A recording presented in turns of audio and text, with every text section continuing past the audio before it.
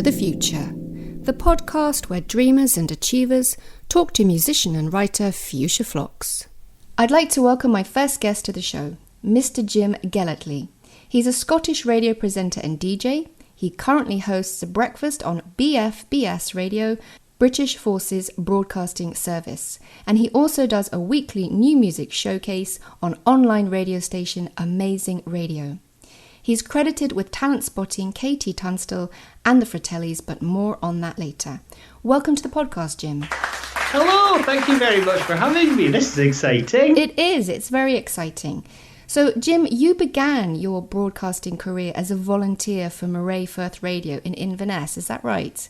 Yeah, Moray Firth Radio back in the, it would have been, it was the mid-80s that I went to Moray Firth, so I'm well old. That was such a great time to start in radio. I love 80s songs. Yeah, though there was some good stuff in the 80s. There was also some horrible stuff. I watch a lot of the old episodes of Top of the Pops on BBC Four, and it's just like, oh wow, some really embarrassing stuff. It's fun sometimes. And some great stuff. And the thing is, the stuff that other people think are embarrassing, I probably think's really cool. Excellent. Like...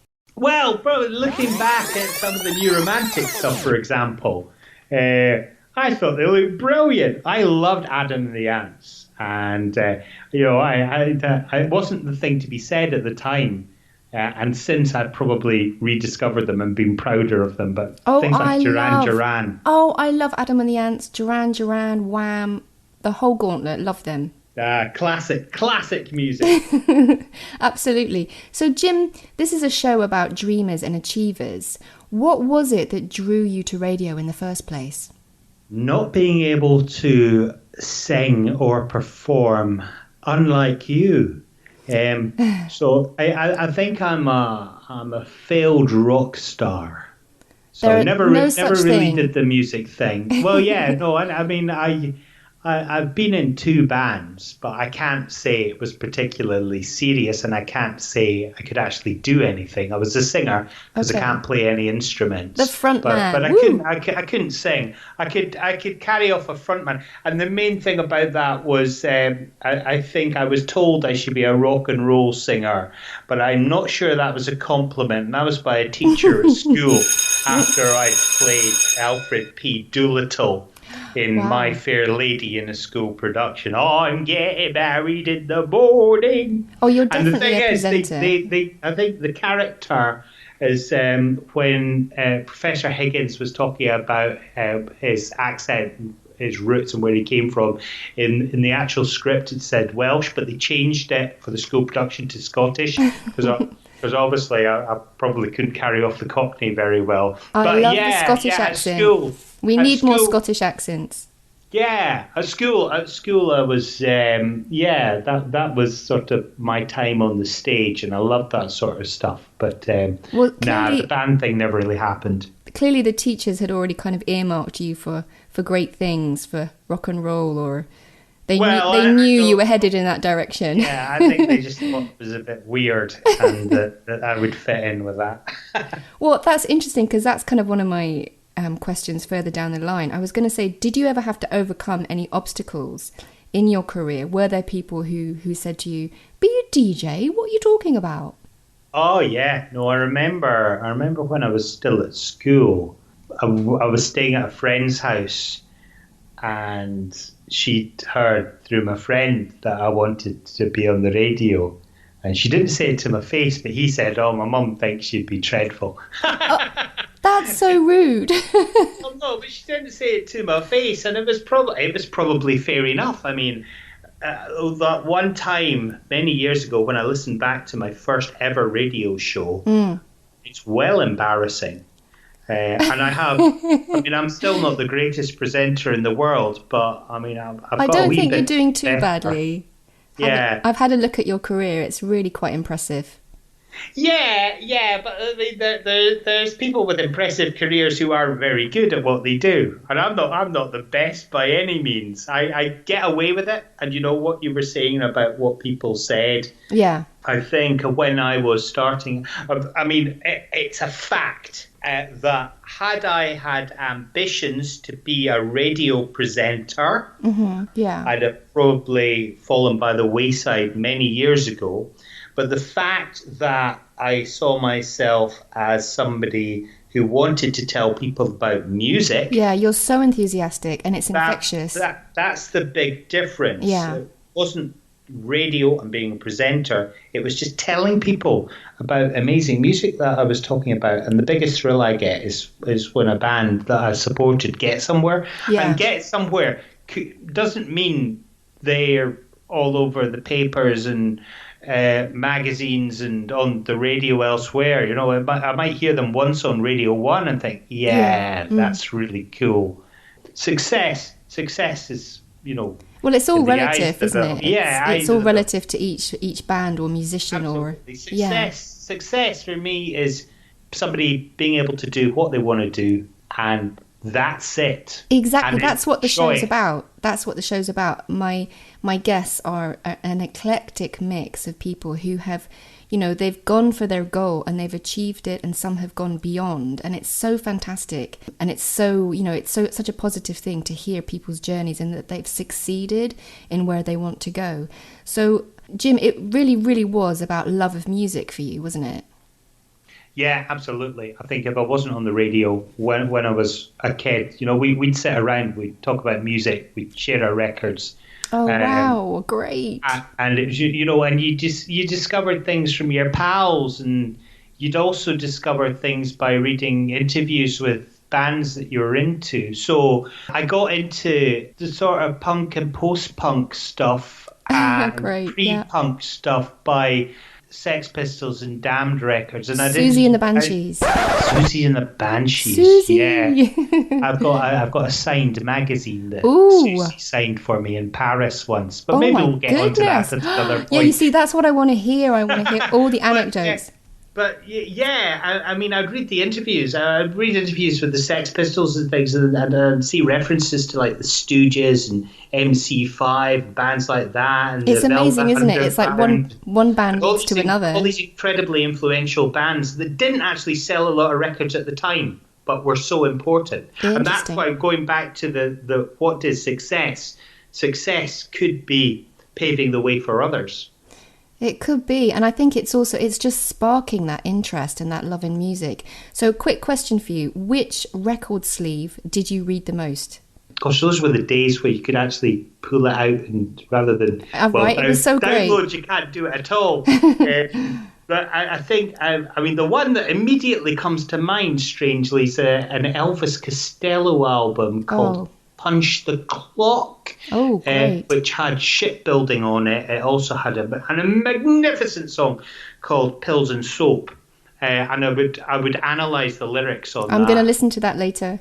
Yeah, you got it. Just amazing. Okay, so you've been credited with being a talent spotter. You were the first radio DJ to play the Fratellis and KT Tunstall. Amazing. And me, so thank you very much. Who's the latest band you're excited about, Jim? The Cartoons. The Cartoons. Okie dokie. Katuns. They're from Livingston. Perfect. I'm going to go and check them out online after this interview. Thank you. They've got a great song called The Holiday. That's their new one. It's not their first one. And it was Adam, the singer, came up to me at the Transmit Festival and said, we're in a band. I was all right, cool, as you do, because loads of people do that. And it was when, and then I found out, you know, that they've been like touring down south and stuff. So I'm very late on them, but I'm really excited about them. So you presented Amy MacDonald with sales discs on stage at the famous Barrowlands in Glasgow. What was it like to meet her? Well, I'd met her when she was quite young. So I'd met her before. I don't think I'd met her before she had a record deal. I'd played her on the radio before she had a record deal. But amazing. I'd been in contact with her. I mean, she wrote me a letter with a demo CD she sent to me, and I played her on the radio. Oh, wow. But I mean, that's always lovely, and she's mentioned me a few times on various radio shows and TV things. Yeah, because seriously, you have such a positive impact on us. You played me last year, on just before my birthday, and it was just like the bestest early birthday present ever, Jim. So thank you so much. So I know just how she feels. I haven't reached her dizzy heights of fame, but it matters to us. So. Yeah, but what was cool about the Amy thing is it was one year, I think it was around about Christmas time, and I was asked to go on stage and surprise her just before the encore. Right. And it was a total surprise. I can't remember how many hundreds of thousands of records she sold at that point. Wow. But a year later, I was asked to do the same thing. Oh, amazing. And so I've got a copy of the disc presented to Jim Gellatly in recognition for sales in the United Kingdom of more than 600,000 copies. Wowzers. Of the album. Incredible. This Is the Life. I love that song. I've got that disc on my wall. But Amy, a year later, I was asked to do the same, and again surprised her. Now this time round, my daughter came up on stage with me at the Barrowland. Fantastic. And she was 11 at the time. Oh my God, she must have been so excited. Yeah, I mean, she's now like 23. So it was a while ago. But no, I've got a lovely picture of Jasmine, my daughter, me, and Amy holding the disc. And then last year or the year before, I can't remember, Amy did a gig at the Renfrew Ferry in Glasgow for fans, and I was invited along there, and she was presented with so many million copies that she sold in another disc. So that was lovely, and they videoed me and things for that, and we chatted about it, and that was just magical, because on stage at the Renfrew Ferry she told the story about how she was first played on the radio, and she started talking about my favourite radio show. I was listening to it, and he played and I was thinking, she's going to be talking about somebody else here. No, and I'm that's going to so be great. gutted. And it was like, oh, she's talking about me. And I was just going bright red at the back. It was just brilliant. Absolutely. Unlike Biffy Clyro. I was going to just ask you about them. Yeah. Yeah, I was. There was a questionnaire with Simon Neil in the NME a few years ago. Yeah. The idea was they asked him questions about Biffy Clyro, see if he knew the answers. And one of the questions was, who was the first to play you on the radio? And, well, he got that right. He said it was me, but he said it was Jim Gellatly. It was big Jim Gellatly at North Sound in Aberdeen. Woo! But I think he's retired now. Fact checker. All right. Yeah, I'm not sure if I brought that up again when XFM Scotland relaunched a few years ago. Biffy Clyro played a gig for us at King Tut's. It must be so nice to know them and have this connection to them. Yeah, I wouldn't say I know them. Well, it's that local connection, isn't it? It's Scottish. Yeah, no, yeah. It's pretty cool. It's pretty cool, something like that, because you mentioned that if people say, "Oh, what do you do?" and if you shoehorn it into the conversation, it's quite nice. And people why not? You should be really proud impressed. of that. Yeah. You know what's really strange as well, Jim, is that when I first started gigging about 10 years ago in Greece, the first two songs that I did cover versions of were KT Tunstall and Amy McDonald. And I never in a million years thought that, years down the line, I'd be speaking to the man who discovered them and first played them on radio. That's quite spooky. So, cool. For me to then be played by you, I was like so super psyched. So it was wonderful. Thing is, you say discovered, and I don't think I can, I can certainly claim to be the first to play these artists on the radio. Yeah. But I listen to what other people say and do, and I take recommendations. So most of the acts that I was the first to play, it was down to recommendations from various people. So a guy called Pete Rooney, he popped in to tell me about something or other when I was at Beat 106, and said, "Have you heard KT Tunstall?" And I said, "No." Wow. And I went online, and she had a website, and this was pre-downloads, I think. And there were a couple of tracks on there you could actually download. So I downloaded them, said, oh, that's nice, and played them on the radio. With Biffy Clyro, Dee, their manager, we played bass in a band called the Pearl Fishers, and Davy Scott from Pearl Fishers was in Northside for an interview. Yeah. And Dee was along, and Dee brought me a CD demo and gave it to me, and I played it on the radio. So, yeah, there's the credit thing, but then, it's speaking to people and getting the vibe. But this is great. This is like music archives, Jim. Seriously, this is fantastic. So who is the nicest famous person you've ever met? Oh. I hope I didn't come too out of left field there. Nicest? There's lots of Have I put you on the spot there? I'm sorry. Amy McDonald's lovely. The nicest. Have you met the Spice Girls? Yeah. Woo! Spice power, girl power. Yeah, and I wish social media existed then, because all I have is a dodgy photo with them and a couple of other presenters on the radio station. We've all got those dodgy photos, man, don't worry. Yeah, but there's only one photo, there's no videos or anything. And as they were leaving, we were hugging and kissing and saying goodbye, and there was one of them said, I don't do hugs. Or I don't do kisses or something. Which one was it? Can you remember? I can't remember. That's the annoying thing. Well, that's going to be my social media tag right there. Yeah, it's obviously going to be, if you're thinking about it, posh, but I don't know. I haven't a clue. I wouldn't like to say. They were lovely. They were bubbly. They didn't have the nicknames at the time, so they hadn't been invented yet. So it was going round them and asking the question that they were probably asked by everybody at the time, which was, which spice would you be? And I think probably Scary Spice probably said pepper or something. Yeah. Ginger Spice, well, ginger. Yeah. But there was no baby. I'm not sure there was a sporty then either. Yeah. Or posh. So yeah, they didn't have the nicknames at the time. Wow. But they were great fun.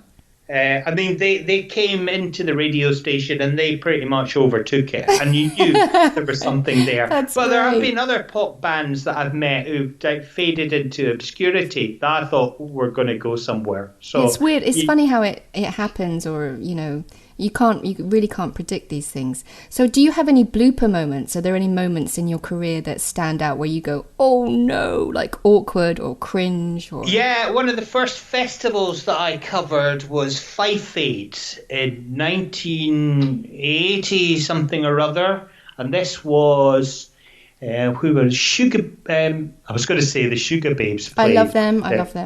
No, but they didn't. They hadn't formed yet. They probably they wouldn't have even been born yet. No, it was just Sugar Cubes with Björk. Oh wow! They played it, and it was the last ever gig I think the Fish played with Marillion. And you're making me jealous. Stop. Jack Bruce was performing. Now, I didn't know who Jack Bruce was, and I was sort of pushing his direction to do an interview, and I had to ask the question, sorry, I'm not really sure who you are, and he had to tell me, well, I used to be in a band called Cream with a guy called Eric Clapton and Ginger Baker. We sold so many million records. Oh, no. The ground was swelling out. It's fair to say, he's no longer with us, but it's fair to say that I very quickly knew who Jack Bruce was and investigated the music. But I was a young 19, 20-year-old or whatever, so I didn't know. Why would I have known? He might have quite liked that. He might have played on the radio much. Yeah, he might have quite appreciated that. The kind of just really fresh and unaffected approach. It's possible. Yeah. Then there was another one. I mean, I've interviewed Liam Gallagher and Noel Gallagher on a few occasions. More Noel, to be honest, and done events with him and things. But I was chatting to him at Tea in the Park one year and videoed it. So put that online, and I said something along the lines of I referred to another gig that they were playing, and he says, "No, mate, that's not me. That's the other one." So from that, everyone said, "Oh, you thought he was Liam." No, I didn't. I just thought that some festival that Liam was playing was actually Noel. So it wasn't like I didn't know who they were. But I didn't mind it because I don't think it was embarrassing. But other people thought it was embarrassing. But I mean, we left the interview and we were chatting, and I'm like, "Oh, I'm really sorry about that." He said, "No, no problem at all, and it's fine." Absolutely fine. Yeah, I was at Manchester University when they went stellar, and they did a concert in Manchester, and you could hear everybody singing from the arena from my student house. It was amazing. So, but that's one thing that I really like about you, Jim, and it made you stand out a bit to me, is that you've had this long career, you've met all kinds of people, and yet you're still willing to play people like me on the radio. And that's so nice. That's a really kind of humble approach. So it's, very much appreciated. So a question about your beginnings in radio. When you started out, where did you envision yourself in the future? Did you have a plan?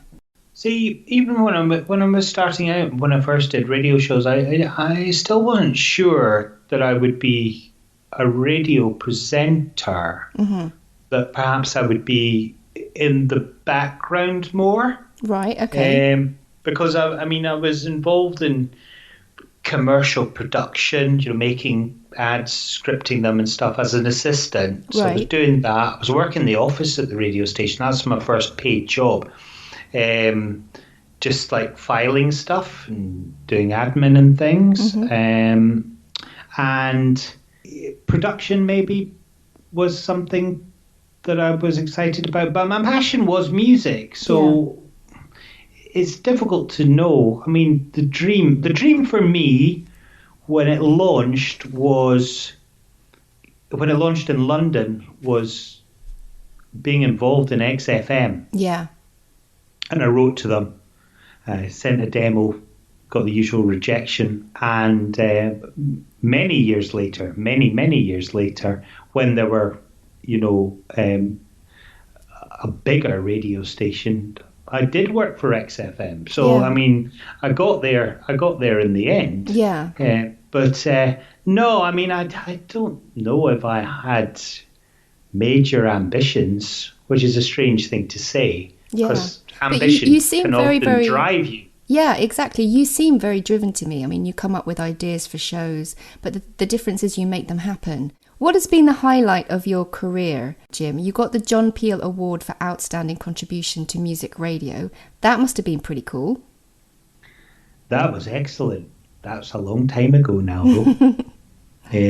That's like 13, 14 years ago, which is a bit scary. Yeah. And that was it coincided. It's bizarre because it's like a lifetime achievement sort of thing. Yeah. It's almost that is it coincided with my 40th birthday. So 40 years young, Jim. 40 years young. Yeah. So it was like, okay, because it's like, okay, that's the end of my career then. Nope. But no, it was, and I think Stuart, my boss at the time, had everybody in a room and said, it was some sort of meeting, and one more thing, and he had to tell me at the meeting that I was gonna. Suddenly, pictures of me as a child appeared on the screen. I was like, what's going on here? and he talked about me, and it was like, okay, and says you're going to get this award. Oh my goodness! Because he had to tell me in advance, because I probably wouldn't have gone down to London, because I'd had to take the time off my show. I see. Oh, so it was great. And my wife came down with me, and one thing I regret is I didn't thank her and the kids when I got it, and that's a big regret. Oh no, that's a big moment, but you could do that at home. She knows. Well, yeah, it's not quite the same though. Okay, so hi, Candy. Hello, Candy. No, that's made up. It's been on this high-rating podcast, so that's much better than the O2 in London. Exactly. So, what advice would you give to people who have an idea and a dream? What qualities do they need to make those dreams a reality? I think belief and the drive. Creativity, drive, determination. So, would you encourage others to pursue their dreams, Jim? Do you think it's a good idea? Or do you have a cautionary tale? Absolutely, unless they're wanting to do a new music show focused around new and emerging music from Scotland in a music radio, then I wouldn't encourage them at all. Right, then there'll be a hatchet job. That's why radio presenters don't go on holiday, because you go on holiday and you come back, somebody else has got your job. Oh my word, didn't know that. Your fill-in's not better than you. So, Jim, it's been such a pleasure to talk to you today. Thank you so much for coming on the podcast, and I'm very grateful to you for playing me and playing my indie songs. So thank you so much. Is there any last advice you would give to any dreamers out there? Dreams can come true. Jim, thank you so much for being on the podcast. A pleasure. You can catch Jim on the airwaves at breakfast time on BFBS Radio from 6:30am to 10am, and on Amazing Radio on Sundays from 2 to 4pm. I'm now going to play one of my own songs, 2020, that he first played on Amazing Radio.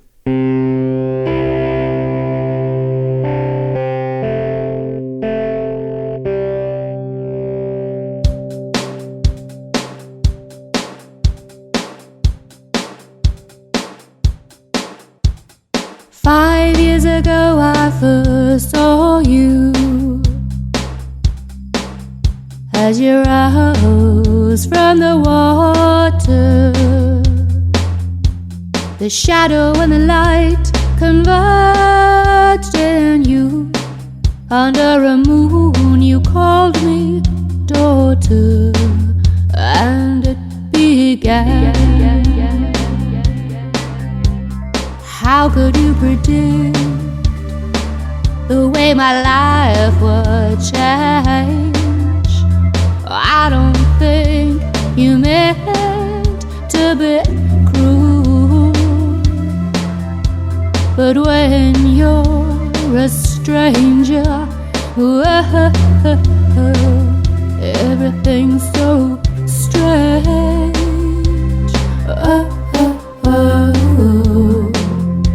Everything's so strange.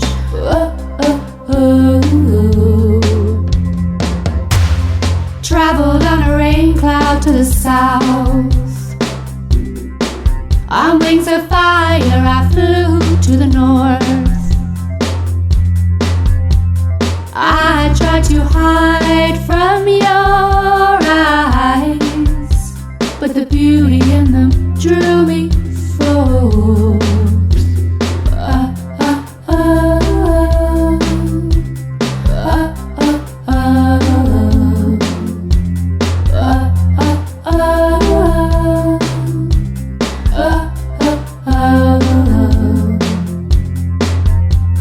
How could you know about these dreams I left behind? You claimed me like a flag you planted in the country of my mind.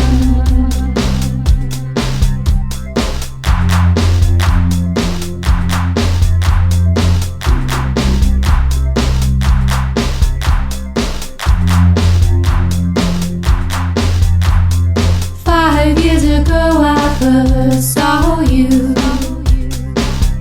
as you rose from the water. The shadows and the light converged in you. Under a moon you called me daughter, and it began. How could you predict the way my life would change? I don't think you meant to be cruel, but when you're a stranger, everything's so strange.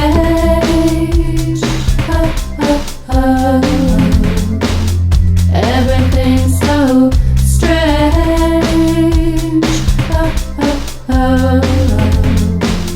Everything's so strange.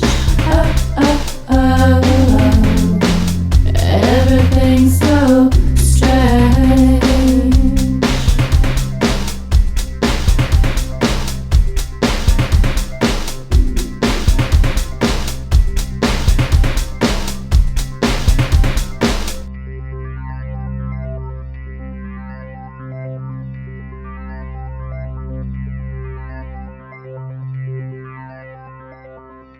You can follow me, Fuschia Phlox, on my social media, subscribe to any of my channels, or check out my website fuschiaflox.wixsite.com/fuschia.